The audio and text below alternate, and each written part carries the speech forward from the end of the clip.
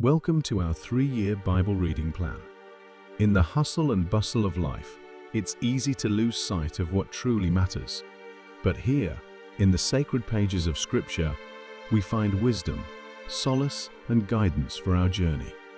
Let's begin with Genesis 28:10-22. Jacob left Beersheba and set out for Haran. When he reached a certain place, he stopped for the night because the sun had set. Taking one of the stones there, he put it under his head and lay down to sleep.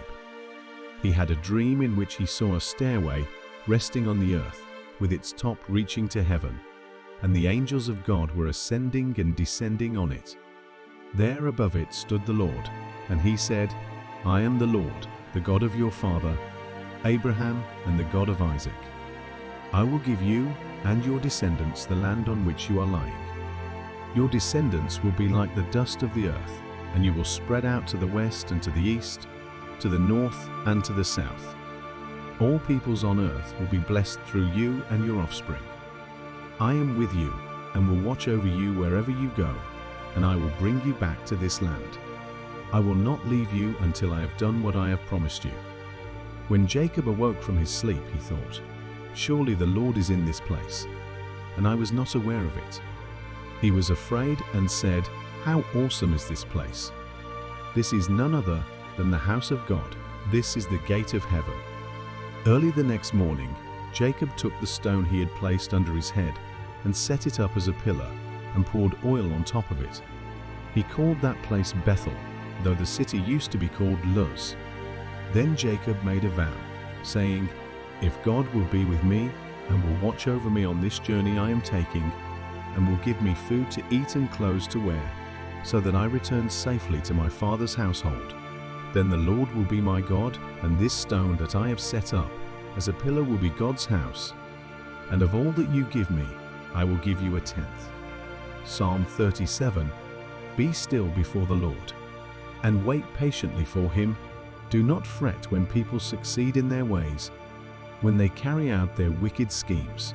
Refrain from anger and turn from wrath. Do not fret, it leads only to evil. For those who are evil will be destroyed, but those who hope in the Lord will inherit the land. A little while, and the wicked will be no more. Though you look for them, they will not be found. But the meek will inherit the land and enjoy peace and prosperity. Proverbs 13. Walk with the wise and become wise, for a companion of fools suffers harm. Proverbs 14. Stay away from a fool, for you will not find knowledge on their lips. John 10:1-21.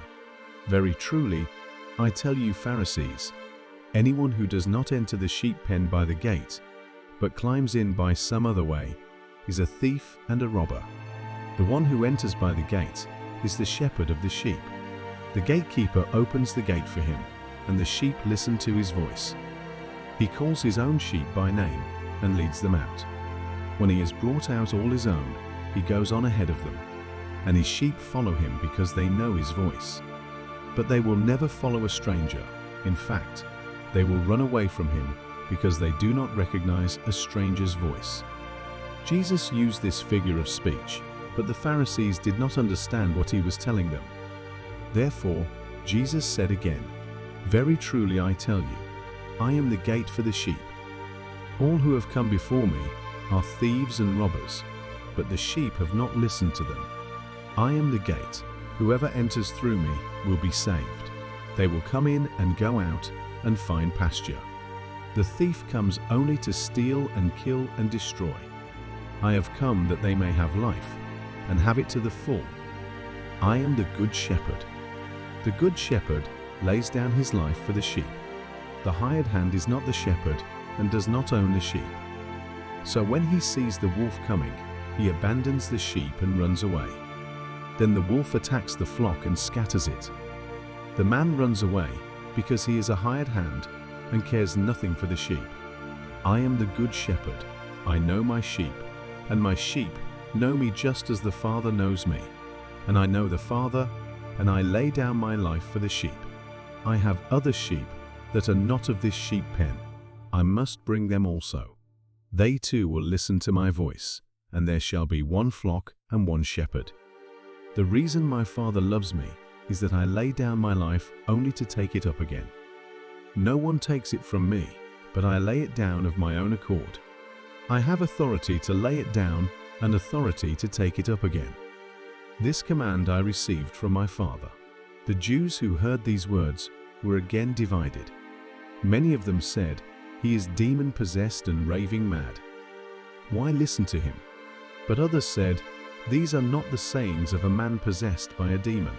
Can a demon open the eyes of the blind?" This concludes today's reading. Each day, we embark on a journey through the Word, seeking deeper understanding and connection with our Creator. Thank you for joining us.